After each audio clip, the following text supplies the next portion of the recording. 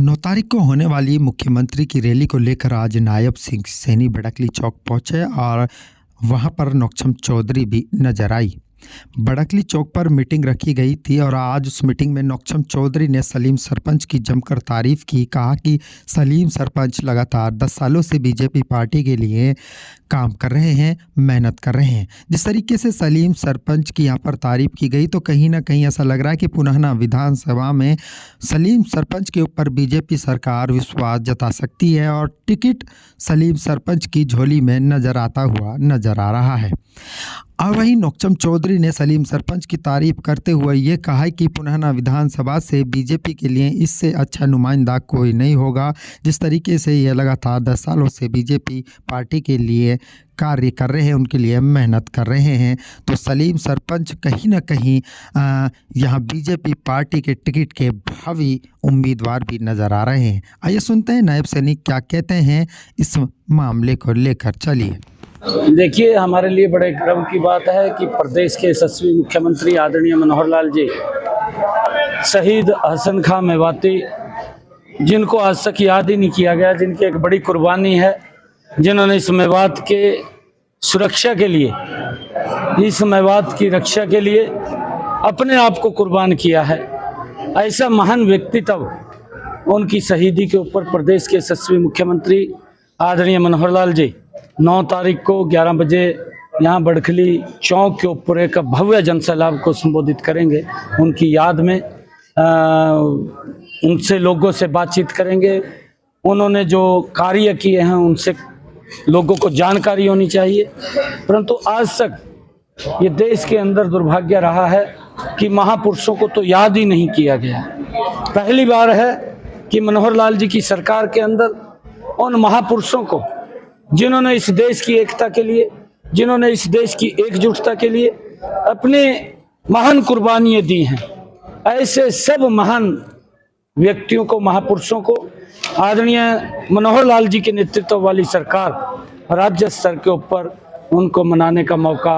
हमें मिल रहा है। ये हमारे लिए बड़े गर्व की बात है। चाहे भगवान वाल्मीकि महाराज की जयंती हो, चाहे गुरु रविदास जी की जयंती हो, गुरु नानक देव जी का चाहे 550 साल हो, चाहे गुरु तेग बहादुर जी का 350 साल हो, और चाहे संत कबीर की जयंती हो,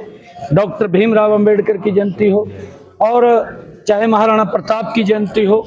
और चाहे भगवान परशुराम की जयंती हो, राज्य स्तर के ऊपर हमें मनाने का मौका आदरणीय मुख्यमंत्री जी ने दिया। उसी कड़ी के अंदर जो हमारे शहीद हसन खां मेवाती, जिनको आज तक याद नहीं किया गया, आदरणीय मुख्यमंत्री मनोहर लाल जी उनको राज्य स्तर के ऊपर ये कार्यक्रम आयोजन करके, जिसके अंदर लाखों की संख्या के अंदर लोग आएंगे, लोगों के अंदर एक बड़ा उत्साह और जोश देखने को मिल रहा है। इन 10 वर्षों के अंदर मनोहर लाल जी ने जिस प्रकार से मेवात को, विकास को मामले में मेवात को एक अग्रणी जिला के अंदर ला करके खड़ा किया है। कांग्रेस ने लगातार मेवात की अनदेखी की है। मेवात को एक पिछड़ा जिला छोड़ करके उसमें कोई भी विकास की गतिविधि कांग्रेस के लंबे समय के कार्यकाल के दौरान नहीं रही है। परंतु नरेंद्र मोदी जी और मनोहर लाल जी के डबल इंजन की सरकार, जिस प्रकार से आदरणीय प्रधानमंत्री नरेंद्र मोदी जी ने जो पिछड़े जिले थे, जिनकी तरफ आज तक ध्यान नहीं दिया गया था, उन सब जिलों को आकांक्षी जिला के अंदर लेकर के एक योजनाबद्ध तरीके से उन जिलों के अंदर विकास की गतिविधियां चली, और उसमें जो वहां पर जरूरत के अनुसार जो वहां पर कार्य थे, वो सब कार्य उन जिलों के अंदर हुए हैं। और उसका परिणाम ये निकला कि वो धीरे धीरे करके जिले, जो आकांक्षी जिले थे, जो पिछड़े जिले थे, जो बैकवर्ड जिले कांग्रेस मानती थी, वो अब धीरे धीरे करके अग्रणी जिलों के अंदर आना वो शुरू हो गए हैं। वहाँ पर भी विकास की एक नई दिशा, एक नई दशा वो चली है, और उससे लोगों को बड़ा लाभ मिला। तो क्या देखिए, आज हमारी सारी उच्च लीडरशिप यहाँ पर बैठी है। मैं एक बड़े विश्वास और फख्र के साथ ये बात कह रहा हूँ, क्योंकि मेवात के अंदर जो जोश, जो उत्साह मैं देख रहा हूँ, यहाँ पर कांग्रेस का खाता भी नहीं खुलेगा, कांग्रेस की जमानत जब्त होगी, यहाँ से 3 के 3 कमल के फूल खिलेंगे, और लोकसभा के अंदर भी पिछले चुनाव के अंदर जो वोट आई हैं उससे बड़े मैंडेट के साथ तीसरी बार यहाँ कमल का फूल खिल के नरेंद्र मोदी जी को तीसरी बार प्रधानमंत्री बनाने का काम, मनोहर लाल जी को तीसरी बार मुख्यमंत्री बनाने का काम। और उसके अंदर मेवात, जिसको कांग्रेस एक पिछड़ा जिला मानती थी, जिसको कांग्रेस एक बैकवर्ड जिला मानती थी, अब मेवात ने यह ठान लिया है कि कमल को खिलाने का काम करेंगे और मनोहर लाल जी को तीसरी बार मुख्यमंत्री बनाने का और नरेंद्र मोदी जी को तीसरी बार प्रधानमंत्री का काम करेंगे।